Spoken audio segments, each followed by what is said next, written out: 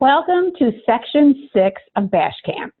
I hope that this training proves to be valuable for you and that you'll take some of what you've learned and put it to good use. We always have to start with our mantra, hashtag I'm a Bash Camper, I am, I can, I will, I do. We are at the end of the sales process. The last step is follow-up, one of the keys to building a successful business.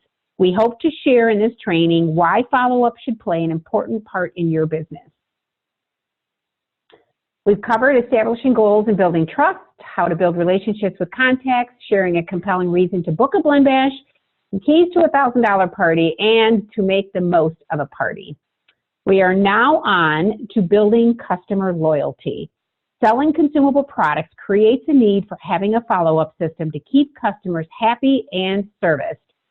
Building time into your week for consistent follow-up becomes important if you want customers reordering from you, and better yet, customers hosting and or joining your team. There is a saying, it takes months to find customers, only seconds to lose them. Customers want to feel appreciated and they want to get good customer service, especially in this day and age. In the process of providing service, you are building relationships with them and creating an opportunity for future business. Resolving product issues quickly and staying in touch to restock products will help to build a long-term relationship with your customers. Think about the time, energy, and money you've invested in getting new customers. It could be someone that you met at your last party and you began talking to them about booking a party or a Facebook event. In order to meet that guest, you had to first set up a party with the host. You then worked to get them to book a date. You host coached them to get their guests invited, created the wish list, planned the details of the party. You then had to pack up your car the day of the party and drive to a place that you've never possibly been before. Hopefully, it was a Blend Bash, so setup was nice and easy. You then amazed all the guests with a fun party experience where you met that guest. You've certainly invested some time and energy into gaining that customer. I would guess that you would agree. So once you have them, the idea is to retain them, and that's where follow-up counts. Statistics show that when a customer purchases from you a second time, they are twice as likely to buy from you again. Those relationships that you're building by following up is how customers get to like and appreciate you. When customers like you, they will continue doing business with you. Customer service is a commodity that many customers crave in the marketplace, and you can easily provide that service that consumers are seeking. Think about all the different places that you shop. How often do you receive that special call, a note, or text asking how you're enjoying the product that once you've made that purchase, whether it's a retail store or a direct seller like yourself? If you're unsure how and when to follow up, let this training be an initial guideline. So let's review the steps to building loyal customers. The 2+2+2 system that we train on, we recommend using that as a follow-up system. If you're serious about making follow-up as a regular part of your business routine, then you need to plan for it. When you sell to a customer or have a party, put something in your planner or your phone to follow up in 2 days, 2 weeks, and 2 months. We'll share some follow-up language that you can use in just a bit. Using personal notes, and we live in a world where technology is everywhere. Almost all of our communication is completed via electronic means. Writing a thank you card or other kind of follow-up note doesn't have to take long, and it will definitely help to separate you and help you stand out in your customers' minds as a result. Whether it's a thank you note for making a purchase or hosting a party, your notes will make a difference. Be sure, of course, to include your business card. Another advantage of the handwritten note, people tend to keep them longer. Be persistent. Sometimes it takes more than one follow-up gesture to continue a relationship with a customer. Look at 2 things on this sales statistic chart. 48% of salespeople never follow up with a prospect, and yet 80% of sales are made on the 5th to 12th contact. All of us get phone calls that we intend to return and don't. We're all busy and don't necessarily give priority to a consultant, even if we are interested in what they have to offer. Your job is to follow up. Good service prevails, and customers will appreciate your intentions when they're directed at them. Use a variety of contact methods, from phone calls to emails to text messages, and certainly Facebook Messenger. Find out what means of communication your customers respond to best. Be sure follow-up is built into your weekly work schedule, setting aside time to follow up on parties and customer purchases from the last few days, weeks, and months, using that 2+2+2 system as your guide. Creating interesting social media content with those customers connected to you via Facebook can be a great way, or Instagram or some of the other social media outlets, to keep your name in front or in the forefront of your customers' minds. Remember from the social media training to not only post sales and join specials. Create content that shares product ideas and recipes, but also post things about you and your life, and maybe just some fun, interesting stories. Use the Facebook auto post method or an app to help keep you posting consistently. Your VIP group is built from customers that truly want to hear from you regularly and are Pink Zebra fans. This VIP page can be more targeted at product ideas, opportunities to promote your business, and invitations to VIP events and other things going on in your community. When you work the social media plan that we've laid out, you'll move more customers from acquaintances to serious customers through a process. Your ultimate goal is for them to consider you as their PZ consultant. Lastly, creating that pull energy where customers are coming to you is the ultimate goal. That happens through ongoing communication using some of the ideas and methods that we've shared. Taking someone from making a single purchase and turning them into a host is just one step towards that long-term relationship that your business will thrive on. There is no doubt that follow-up creates customer loyalty. And in this world of instantaneous everything, the impression you make on a customer will keep them coming back to you instead of jumping to the web to order another fragrance product that we know is not going to be as good as Pink Zebra. You want customers thinking about you when needs arise, and that only happens when you've built a relationship and treated your customers well. So loyalty comes from time that you invest in follow-up. Creating a process and system is key to keeping follow-up an important part of your business. You first need to decide on your process, create a system then to stay on top of that process or that follow-up and make time for it. This 5-step process is just one that I'm going to share. You may have another that you're successfully using that is working for you, and that's okay. Just find something that you feel comfortable using again and again. And as you do more of these follow-up calls, they will get easier and create more results. We'll explore each component of this process: the opening, building of rapport, the reason, gathering information, and the close. Steps 1 and 2 cover the opening and building rapport, and your goal is to get 3 positive responses within the first minute. And there's a psychology behind that to bring down those walls that customers sometimes feel from phone calls. So the opening might be something simple like, "Hi, can I speak with Sherry?" Use their first name only. That's important to build that rapport. And the customer's response on the right might be, "Yeah, this is her," so that's considered a positive response. "Hi, this is Connie Ashburn calling." Pause. That pause is so important. Silence sometimes can be hard for us in a call like that, but that pause is critical. People will always say yes. They want that conversation to continue, so that's your second yes.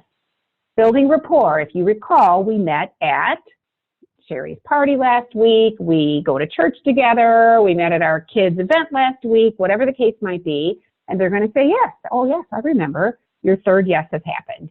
So now you just ask for permission to talk if this is a convenient time, or do you have a quick minute?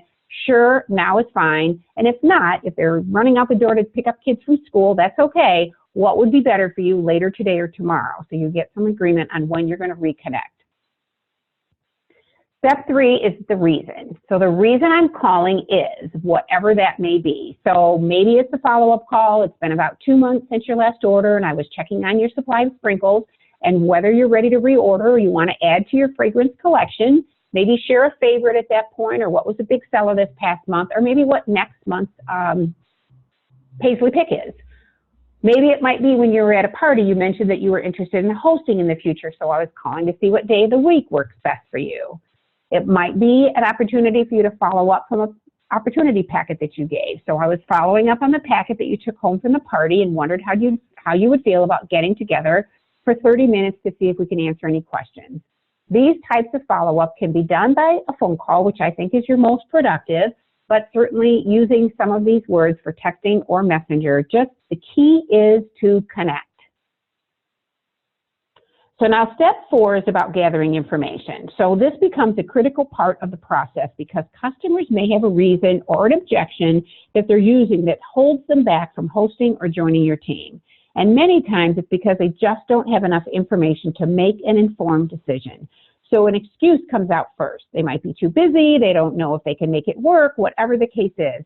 But your goal is just to become more comfortable and conversational and confident about getting past that first wall or objection that gets raised. And when you do that, the likelihood of you booking and sponsoring more consistently will happen. So rather than me read through all these examples of conversation, I will provide you with this 5-step process following this training that you can print and use as a guideline, including some of these word choices. The whole idea is to make this very conversational, come from a point of genuine interest in your customer so they don't feel like they're being sold to, and always ask for permission to follow up later if the timing is not right. So step 5 is part of the close. So once you get past and you're into a conversation, this gives you an opportunity to ask some additional questions that will help you to actually close the sale, whether it's to get a reorder, whether it's to book a party, or whether it's to get someone to meet with you to possibly join your team. So again, these word choices will be provided in a document for you at the end of this training, just to help you get comfortable with some word choices to keep that conversation moving and to actually close with some results. So let's explore how this method can help you in your routine 2+2+2 calls. So the 5-step process, the opening. If I was contacting someone 2 days later, hi, this is Connie with Pink Zebra. I met you the other night at the Blend Bash. Do you have a minute? The building rapport part, did you enjoy the party? It was really great meeting you. I was following up from Sherry's party and I wanted to let you know the party was settled and it should ship in the next few days. Great. So while I've got you on the phone, was there anything else that you fell in love with at the party that you'd like to purchase now or get free by hosting? And if there is a positive response there, would either of these 2 dates work for you? Or I might say, is later in August or early September better for you? 2 weeks later, when my follow-up happens, again, I'm going to introduce myself. Do you have a minute? Have you plugged in your warmer yet? So I kind of think it's a tongue-in-cheek kind of question, but I am just checking to make sure that you're using those products. I always like to have a little humor with that. So I was just following up to see if you started using it, of course, and how they're performing in your home, because everybody's home situation is a little bit different, and their level of what they feel is positive or negative in terms of fragrancing might be different. So I certainly want to make sure I understand and know that this customer is happy. So did they have any questions? So can I ask, while I've got you on the phone, if there's any thought of you hosting in the future, or if you'd like to learn anything about our business? And so I'm really not sure if you've ever thought about doing something like this to earn some extra income on your terms. So if there is a positive response there, again, it's would any day of the week work for you? Would you be open to me sending you some information, or do you mind if I check back? If there is not, the timing isn't right, do you mind if I check back every so often to see if anything in your life has changed? So consider how you can use some of these questions to your advantage. And in the gathering information portion of it, if you're getting a negative, just ask if they've ever had a positive party experience. If they do love getting things for free, we've got a lot of ideas that you can use to keep your conversations moving forward. So now you go into the 2-month portion. And again, this will be on the printout, so I'm not going to run through all of the content here, but it will show you that the opening, the building of rapport, the reason, the gathering information, and the close will work in all kinds of calling situations. So every so often, I want to encourage you to evaluate yourself. Consider what your customers think or possibly share about you. When you place one order from a customer and never do business with them again, they are really not a customer yet. Customers are really not yours forever, and you don't own them. They can choose to do business with anyone else if they don't feel connected to you, or they can choose to buy from anywhere. So staying connected to them through your follow-up does pay off. When customers have a positive experience with you, they will buy from you again and again, and they will refer you. And at that point, you now truly have won them over as a customer. So can I ask if you ever feel about being pushy? It's probably the #1 thing that prevents most of you from following up, and it, in most cases, is the furthest thing from your customers' minds if you're making follow-up calls for the right reasons. that feeling of being pushy just kind of takes confidence in asking pointed questions to gain more information, being genuinely interested in your customers' needs, and listening to their responses. That is why you're investing time in this training, so you get better at this whole follow-up thing. There's only one way, in my opinion, that customers are going to feel that you're being pushy, and that's if you are pushing your personal agenda and do not listen to what they have to say. No one is going to feel that you're being pushy if you're asking how their products are working out, or how they would feel about hosting their own Blend Bash, or if any part of your business appeals to them. When you're coming from a place of servitude, meaning that you're sharing information because you truly believe it will help them in some way, people will respond positively. If the timing isn't right, that's okay. Just ask if you can follow up again, and then follow up when you said you would. When you're getting permission to contact in the future, it really should remove the feeling that we build up in our minds that we're bugging someone. It's called service. So providing good service takes practice and sometimes patience. Customers can be unrealistic and sometimes unreasonable. As a service provider, always take the customer side and remain professional even if it grinds you the wrong way. Consider some of these service issues on how you could respond, never using the word no. One of your assignments this section is to respond to some service issues without using that dreaded word no. So let's cover this section's assignments. Assignment number 11, which I just mentioned, you're going to be answering some service issues without saying no. And assignment number, I guess that's number 12 and number 13, complete the Providing Excellent Customer Service quiz. So this is a quiz that you'll complete at the end of this section that will basically take you through the customer service process. So lastly, our goal with you going through Bash Camp was for you to at least try a Blend Bash, or if you're already doing them, to get more comfortable with the process, making Blend Bash as part of your monthly plan, and getting better results. So by now, hopefully you've scheduled your Blend Bash as part of your assignment. Once you've settled it, we're providing a way for you to share your party ID so that you can get credit for actually completing it. So let's cover the specifics of graduating from Bash Camp now that you've completed these 6 sections. So graduating from Bash Camp is just one part of becoming a Pink Sapphire. You must also, of course, achieve the 15,000 SV from July 1st of one year through June 30th of the next or the following year. And that will earn you the Pink Sapphire status. So Pink Sapphire status is recognized at our annual reunion. You will cross stage to receive this beautiful Pink Sapphire award. Your website will be updated with the Pink Sapphire ribbon, and you will be eligible to apply to train at our rallies and reunions if you choose. We encourage you to complete the Pink Sapphire training in addition to Bash Camp as well if you haven't done that already. It's all to help you become a better consultant and business owner. Here are the final details which are very important in order for you to graduate from Bash Camp, and if you are working for the Pink Sapphire status, to have that become part of your future. So be sure that you've listened to all videos and completed all homework assignments. And possibly you've used your homework assignment checklist as a reference to keep yourself on track. And you must average a 95% score on quizzes for credit from this Bash Camp. Quizzes can be retaken several times if needed. The other thing is you must settle a Blend Bash party in order to fully meet the graduation requirements from Bash Camp. There's no time limit for doing so. So it must, however, be settled before June 30th of the reunion year to earn Pink Sapphire status for that year.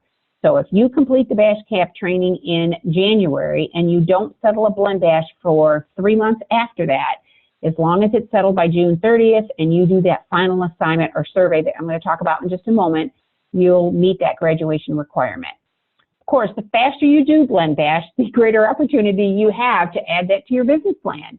So complete the final online survey as the next step to recap completion of the requirements, providing us with your settled Blend Bash party ID, as well as giving us feedback about this training. And this stuff is absolutely necessary. So once you do that, you'll be listed as a Bash Camp graduate in our monthly recognition when we see that you've completed every part of the process. The other thing I would recommend is be checking on your numbers monthly, because your SV, of course, must be at 15,000 for the year by the end of the reunion year, and you will have had to have completed Bash Camp training successfully to receive that recognition and the benefits of being a Pink Sapphire. It is a once-a-year achievement. So let's finish out with our mantra. Hashtag I'm a Bash Camper. I am, I can, I will, I do, and I did. And I want to congratulate you on completing this Bash Camp training. This training, of course, is part of the requirement to earn Pink Sapphire status, as we have said. So as a result, listening to all 6 sections, completing the assignments, and settling a blend bash is necessary to meet the graduation requirements. And Bash Camp does not have to be completed every year. One time during your Pink Zebra career satisfies the requirement for future years, but you may want to use it in the future as a refresher. So thank you again for being a participant in Bash Camp.